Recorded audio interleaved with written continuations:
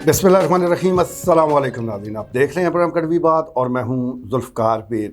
नाज़रीन, अफ़गानियों को अपने मुल्क में वापस भेजने की जो मुहिम है वो कुछ सुस्त रवि का शिकार होती नज़र आ रही है। इसकी बहुत सी वजूहात हैं, लेकिन अगर हम पूरे मुल्क के आदाद व शुमार देखें तो चंद हज़ार लोगों को ही इस वक्त तक उनके मुल्क वापस भेजा जा चुका है। जहाँ तक ज़िला चकवाल का ताल्लुक है, जहाँ पर बड़ी तादाद में अफ़गानी मौजूद हैं, तो इस वक्त तक तकरीबन 350 के करीब अफ़गानियों को जो कि अफ़गान सिटीज़न कार्ड रखते थे उनको वापस भेजा गया है, जबकि होल्डिंग कैंप में महज 20 के करीब अफ़गानी मौजूद हैं। और रोज़ाना भी हम देख रहे हैं कि जिस अंदाज से इस मुहिम को आगे बढ़ाया जा रहा है वो इंतहाई सुस्त है। और इसकी कई एक वजूहात भी है, जिसमें कुछ सियासी वजूहात भी है। गुफ्त शनीद वो हर वक्त मुल्कों के दरमियान होती रहती है। अफ़गानिस्तान और पाकिस्तान के दरमियान इस वक्त भी बड़ी बामानी गुफ्तगू हो रही है और पसे पर्दा राब्ते तो मौजूद ही रहते हैं, लेकिन अब ये राब्ते मंजर आम पर भी आ चुके हैं, क्योंकि हमारे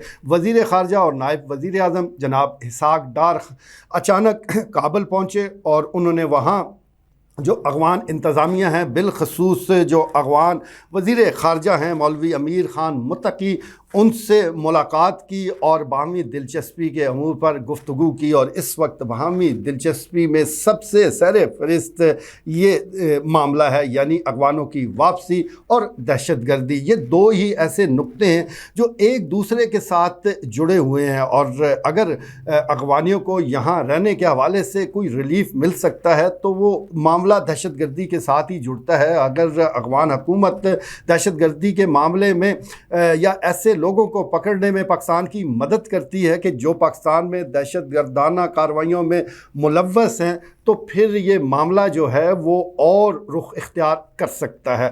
तो जैसे ही नायब वज़ीर आज़म दौरा मुकम्मल करके वापस आए, तो अब ये खबर आ रही है कि अफ़गान वज़ीर ख़ारजा वो पाकिस्तान का दौरा कर रहे हैं। इस दौरान टेलीफोन पर भी बात हुई है। तो ये जो राब्तों में तेज़ी आई है, इससे ये गुमान पैदा हो रहा है कि शायद अफ़गानों की जो वापसी है उसके अमल में कुछ सुस्ती पैदा हो जाए या उसमें कुछ ना कुछ रायत दे दी जाए। वैसे रायत तो इस हवाले से इसलिए नहीं बनती कि गैर कानूनी तौर पर तो किसी को यहाँ नहीं रहना चाहिए। हाँ, अगर कोई ऐसा क्राइटेरिया बना दिया जाता है, कोई ऐसा तरीक़ाकार वज़ा कर दिया जाता है कि लोग कानूनी तौर पर यहाँ क़याम पजीर हों, तो मेरे ख़्याल में किसी को एतराज़ नहीं होता। दोनों बिरादर मुल्क हैं, दोनों पड़ोसी हैं, इनके ताल्लुकात अच्छे रहने चाहिए और इसका एहसास जो है वो दोनों तरफ मौजूद भी है। लेकिन गलतफहमियाँ फैलाने वालों की कोई कमी तो नहीं है, हमारे दुश्मनों की भी कोई कमी नहीं है। वो तो यही चाहते हैं कि ये ममालिक आपस में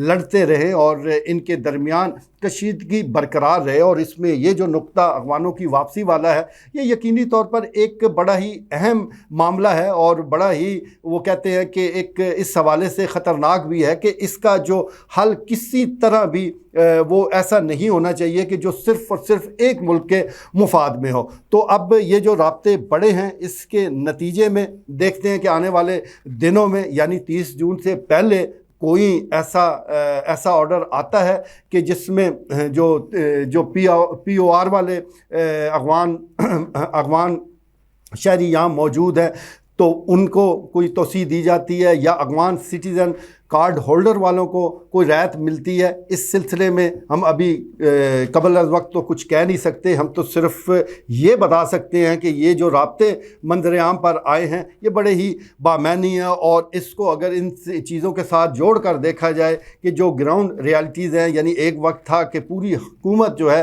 वो ऐलान कर रही थी, पूरी हुकूमत अपने इस अज़म का इरादा कर रही थी कि यहाँ पर किसी को नहीं छोड़ा जाएगा। लेकिन अब आप बॉडी लैंग्वेज देख लें, अब आप ऐलानात देख लें, अब आप ग्राउंड रियलिटीज़ देख लें, अब आप पुलिस की नकलो हरकत देख लें, तो हर जगह पर आपको कुछ ना कुछ बैक फुट पर जाते लोग नज़र आ रहे हैं। और दूसरी तरफ जो यहाँ अफ़गान मुकीम हैं उनके चेहरे पर भी इत्मीनान नज़र आ रहा है। तो आप देखते हैं कि आने वाले दिनों में होता क्या है। लेकिन इस मसले को पुरअमन अंदाज से हल करने के लिए बहुत सी कुव्वतें जो है, जो पाकिस्तान दोस्त कुव्वतें हैं, वो मुतहरक हैं और वो चाहते हैं कि अच्छे तरीके से इसका हल निकल आए। जहाँ तक हमारे मुल्क के अंदरूनी मामलात का ताल्लुक है, यानी यहाँ मौजूद जो सियासी जमातें हैं उसमें بھی کئی ایک سیاسی جماعتیں جس میں بڑی اہم شخصیت مولانا فضل الرحمان کی ہے، جو کہ افغانستان میں بھی اپنے بھرپور رابطے رکھتے ہیں اور پاکستان میں بھی ظاہر ہے وہ سیاست کر رہے ہیں، تو ان کا بھی بڑا ایک اہم بیان سامنے آیا تھا اور انہوں نے موجودہ